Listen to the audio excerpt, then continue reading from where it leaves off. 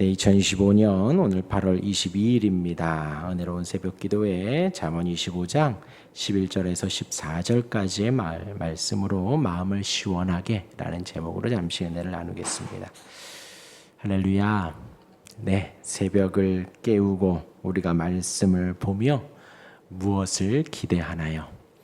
우리가 방금 찬양한 대로 내 구주 예수님을 더욱더 사랑하는 것입니다.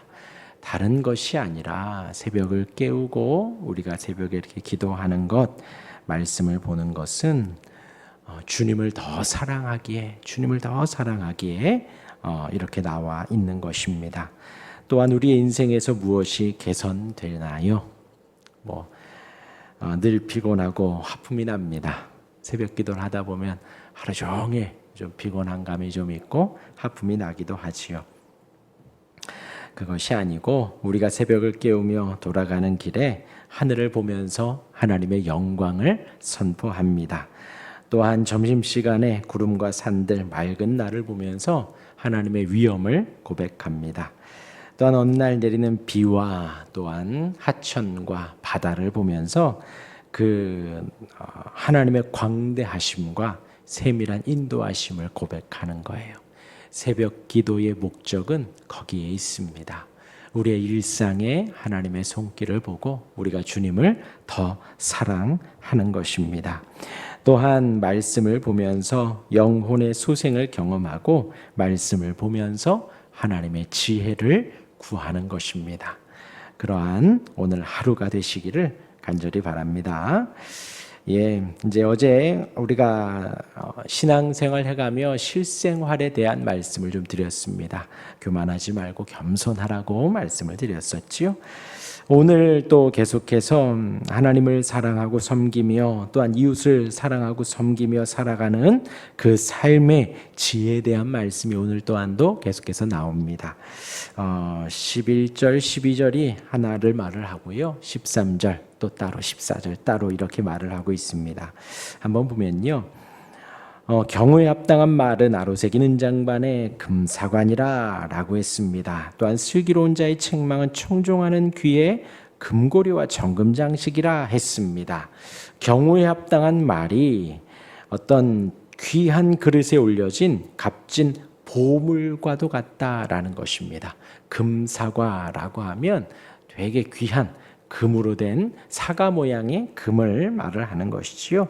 값진 보물과도 같다라는 것입니다. 곧 충고하는 자가 상대방에게 말할 때에 여러 가지를 많이 생각해보고 잘 조절하여 말을 해야 한다라는 것이지요. 누군가에게 충언을 할 때에, 누군가에게 말을 해줄 때에 그냥 무턱대고 막 말을 하는 것이 아니라 상대를 좀 생각하고 나의 입장을 좀 생각하고 경우에 합당하게 말을 해주어야 한다는 것입니다. 12절도 같은 의미입니다. 말하는 자도 지혜롭게, 듣는 자도 겸손하게 들어야 한다는 것이에요. 말하는 사람도 지혜롭게 말을 해야 하고 듣는 자도 겸손하게 들어야 귀의 금고리와 장금 장식과도 같이 아주 귀하게 된다라는 거예요. 그래서 이 부분에서 이제 제가 본 박윤선 주석에는 이렇게 말을 합니다. 우선 충고하는 자에게는 자신이 사랑과 화평을 지니고 있을 때 충언을 해야 말을 해줘야 한다는 거예요. 내 안에 뭐가 있을 때요? 사랑이 있을 때. 또한 내 안에 화평이 있을 때에 우선 내 마음이 넓은 마음이 있어야 합니다. 이 사람에게 이게 꼭 필요한 말 같아 막 조급한 마음에 해주는 것이 아니라 넓은 마음, 화평한 마음, 또한 내 자신이 우선 하나님의 사랑으로 가득해야 합니다.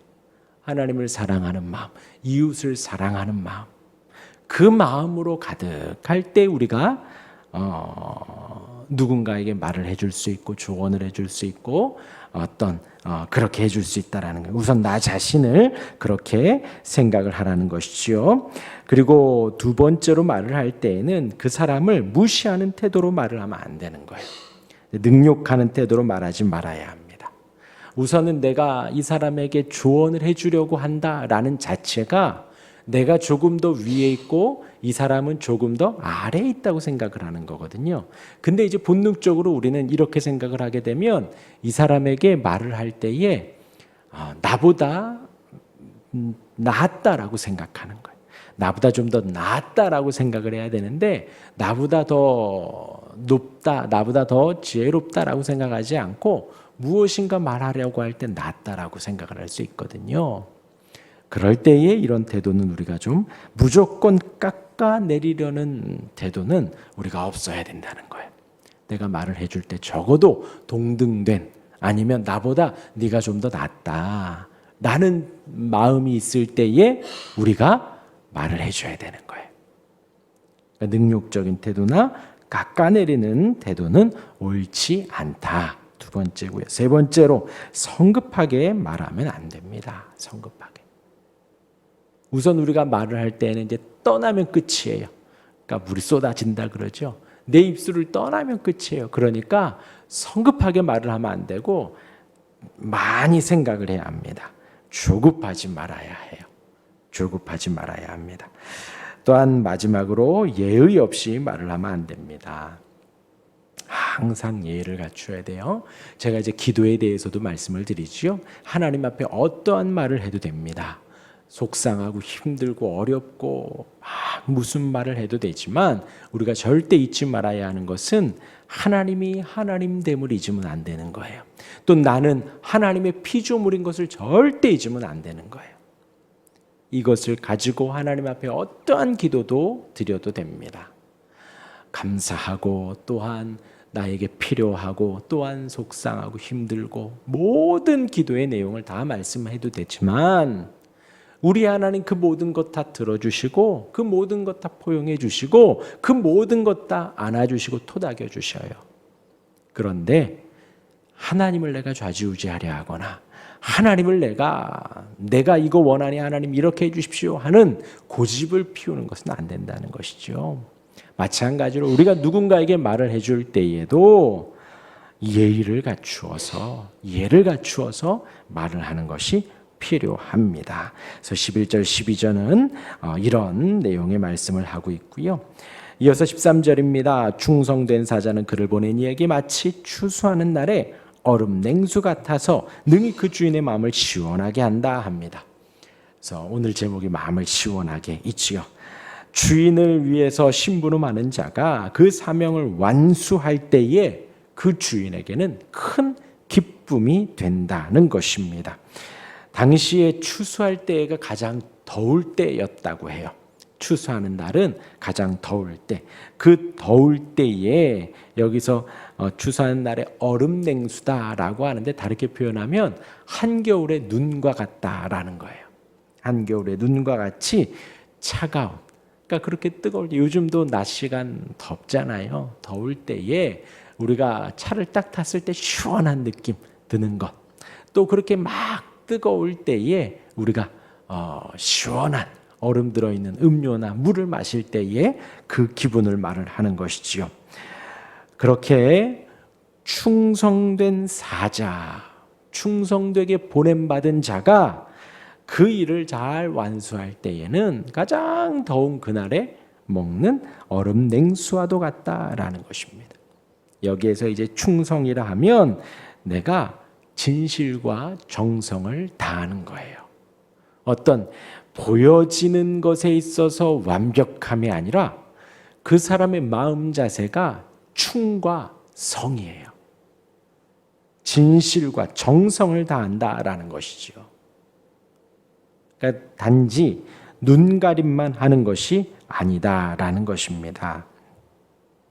그냥 단지 어떤 사고만 안 날 정도로만 이렇게 덮어두는 것이 아니라 그냥 모양만 따르는 것이 아니라 그것을 가지고 우리가 충성이라고 하지 순충성이며 순종이라고 하지 않는다라는 것입니다.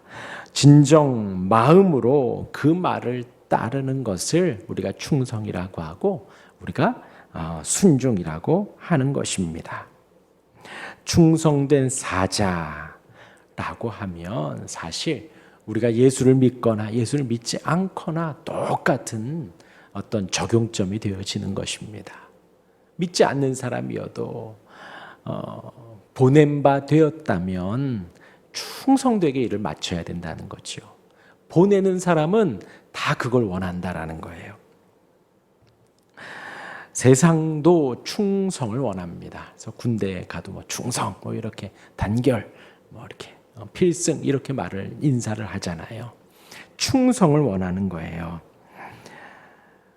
그리고 오늘 이 잠언도 우리에게 충성을 원합니다. 우리가 저와 여러분들이 주님 앞에 충성하는 것이죠. 말씀 앞에 충성하는 것입니다. 왜 우리에게 충성을 원할까요? 그냥 단순히 말씀드린 대로요. 그냥 눈가림만 하는 것을 원치 않는다니까요. 그냥 앞에 이렇게 딱 놓여지고 내 앞에서 웃으면서 하는 것을 원하지 않아요. 정말 내 마음으로 성심을 다하고 진실을 다하는 것을 원한다라는 것이죠. 왜 그럴까요?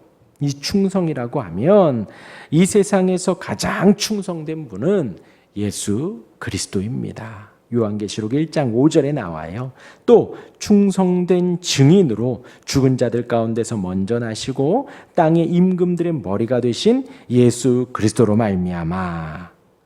이렇게 계시록 1장 5절에 그렇게 말합니다. 요한이 예수 그리스도에 대한 계시, 예수 그리스도에 대한 증거를 하려고 하면서 그 예수님에 대한 수식어를 충성된 증인이라고 표현을 하고 있습니다. 우리 예수님이 이 땅에 오셔서 온전히 하나님의 뜻에 충성하셨지요.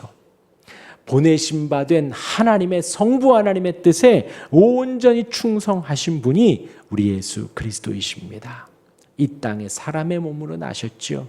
갓난쟁이로 나신 겁니다. 목도 못 가누고 기저귀도 못 갈고 누군가가 수유를 해줘야 먹고 살 수 있는 그런 아주 연약한 모습으로 태어나셔서 30년을 사시고 3년을 공생의 사역 속에 주의 말씀, 구약의 모든 말씀을 성취하여 이 땅에 오셨다라는 거예요.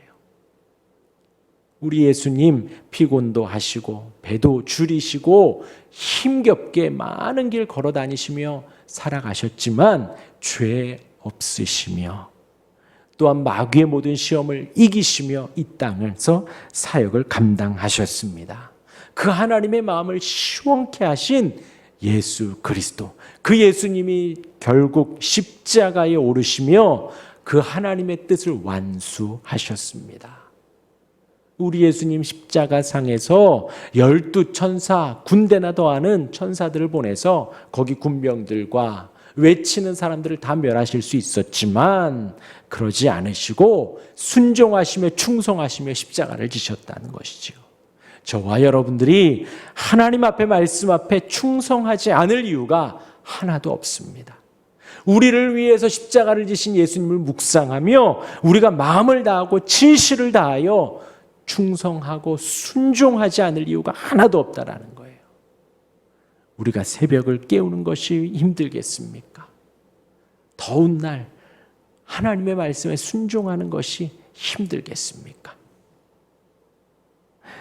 우리 예수님이 하나님 앞에 충성하셨듯 우리 또한도 우리를 보내시고 우리에게 오늘도 호흡 주신 하나님 앞에 충성하여야 한다는 것입니다.